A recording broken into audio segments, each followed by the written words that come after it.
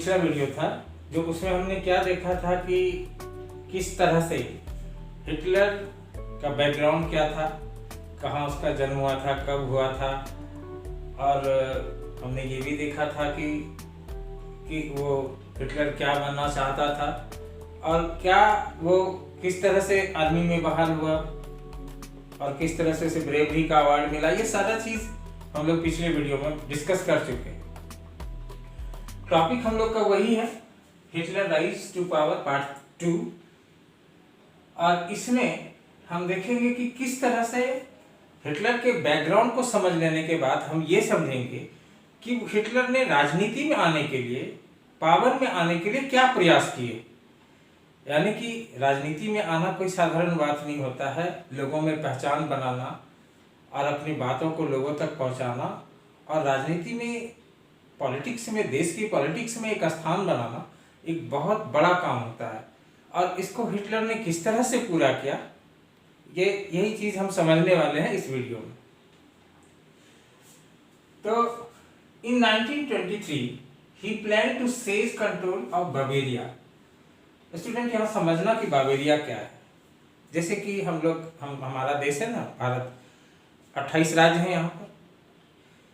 तो उसी तरह से जैसे कि उत्तर प्रदेश है हमारे यहाँ, उसी तरह से जर्मनी में एक स्टेट था बावेरिया, और उसने सोचा, हिटलर ने प्लान बनाया था कि बावेरिया पर अगर हम कंट्रोल कर लेते हैं, जो इम्पोर्टेंट स्टेट था जर्मनी का, अगर बावेरिया पर कंट्रोल कर लेते हैं तो वहाँ का पावर सत्ता हाथ में लेने के बाद हम बर्लिन पर भी अधिकार कर लेंगे।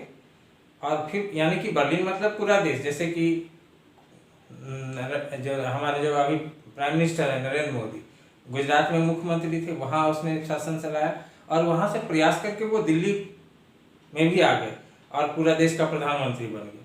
तो वही प्लान था हिटलर का कि वो किस तरह से बावेरिया का पावर को अपने हाथ में लेकर वो बर्लिन की राजनीति में, बर्लिन यानी पूरे देश की राजनीति में वो आना चाहता था। ये उसका प्लान था।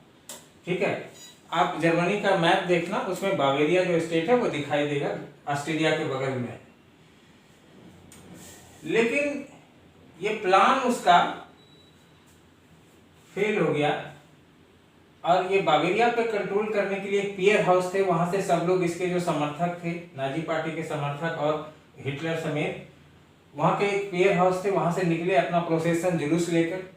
बावेरिया को पर तख्ता पलट करना था, March two Berlin and capture, वहां पे कैप्चर करना था उसको बावेरिया जाकर। लेकिन ये प्लान उसका फेल हो गया। पुलिस को पहले ही पता चल गया कि ऐसा करने वाला है, और उसको रास्ते में ही पुलिस ने अरेस्ट कर लिया, अरेस्ट फॉर ट्रीजन, टियरसन, देशद्रोह के आरोप में उसे गिरफ्तार कर लिया गया 5 ईयर के लिए। ठीक है, और उसे यह कहा गया कि आप देशद्रोह करने वाले हैं। जो वाइमर रिपब्लिक है, जो गवर्नमेंट है, जो सरकार है, उसके अगेंस्ट में आप इस तरह का तख्ता पलट करने जा रहे हैं, आप पर देशद्रोह का आरोप लगाया गया है, और इसके लिए आपको 5 ईयर का पनिशमेंट दिया गया, जेल में डालना है। लेकिन इसके बाद जो हिटलर, जो बावेरिया के जो गवर्नमेंट थे, वो सोच रहे थे कि हिटलर जो करना चाह रहा था वो अच्छा ही करना चाह रहा था, वो देश के लिए सोचता है, देश को आगे बढ़ाने के लिए सोचता है। तो उसके अच्छे व्यवहार और अच्छे सोच के कारण उसको 9 महीने में ही वो सजा माफ हो गया और वो जेल से छूट गए। यहाँ पे एक बात समझने वाला है कि हिटलर जो भी कर रहा था वो अपने देश के लिए कर रहा था, देश का खोया हुआ सम्मान को वापस लाने के लिए कर रहा था। ठीक है, तो जिस तरह से कि हमारे यहाँ जब हमारा देश गुलाम था, तो हमारे यहाँ जो देशभक्त लोग थे, जो फ्रीडम स्ट्रगल कर रहे थे, तो अंग्रेज उसे भी अरेस्ट कर लेते थे, और अरेस्ट करने के बाद उन पर भी टियरसन का आरोप लगता था, देशद्रोह का ही। तो यहाँ पे ये समझना है कि जब देश में कोई गवर्नमेंट होती है तो देश उतने तक ही सीमित हो जाता है कि गवर्नमेंट के अगेंस्ट कोई कुछ नहीं करे।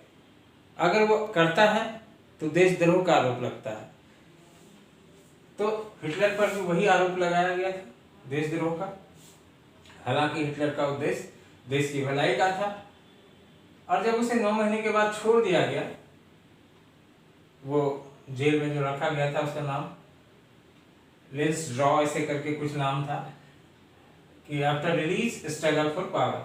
और जेल से छूटने के बाद इसने फिर से प्रयास शुरू किया कि जो राइक्सटैग जो था, ये जर्मनी का संसद, जैसे हम लोग के यहाँ पार्लियामेंट है, उसी तरह से जर्मनी के संसद को राइक्सटैग कहा जाता है।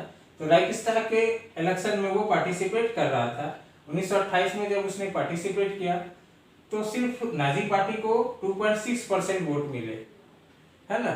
वहां परसेंट पे ही वोट गिना जाता था, जैसे कि पिछले वीडियो में भी बताए थे कि प्रोपोर्शनल रिप्रेजेंटेशन वहां होता था, कि जिस पार्टी को जितना परसेंट सीट मिलता था, जितना परसेंट वोट आता था, उसी के हिसाब से उसको सीट मिलता था। और आपको एक बात और बताया था कि 1923 में एक और घटना हुई थी, जो 2-4 वीडियो पहले ही बताए थे, कि 1923 में जर्मनी ने जो $6 बिलियन का जो उसको जुर्माना लगाया गया था, उसको देने से इनकार कर दिया था। और जिसके वजह से फ्रांस ने जर्मनी के रूरल एरिया पर, जो इंडस्ट्रियल एरिया था, उस पर कब्जा कर लिया था।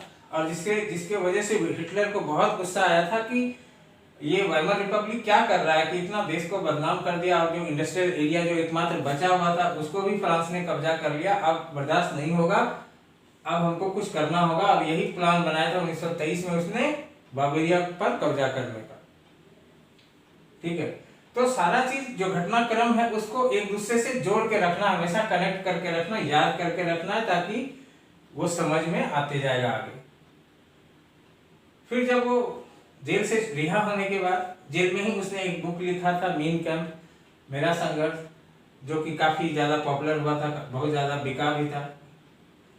After release struggle for power, और जेल से छूटने के बाद उसने फिर से पावर के लिए स्ट्रगल करना शुरू किया। और 1928 के इलेक्शन में उसने पार्टिसिपेट किया, जहां पर उसको नाजी पार्टी को 2.6% ही वोट मिले। ठीक है, फिर भी उसने हिम्मत नहीं हारा, वो तैयारी करते रहे। और ड्यूरिंग ग्रेट डिप्रेशन, और जब 1928 तक में तो इसको हिटलर को ज्यादा सफलता नहीं मिली थी, लेकिन जब 1929 में ग्रेट डिप्रेशन का प्रभाव बढ़ने लगा पूरे दुनिया में, आर्थिक महामंदी का ये टॉपिक भी पढ़ाए हैं कि क्या था ग्रेट डिप्रेशन, क्यों हुआ था। तो during great depression Nazism become a mass movement.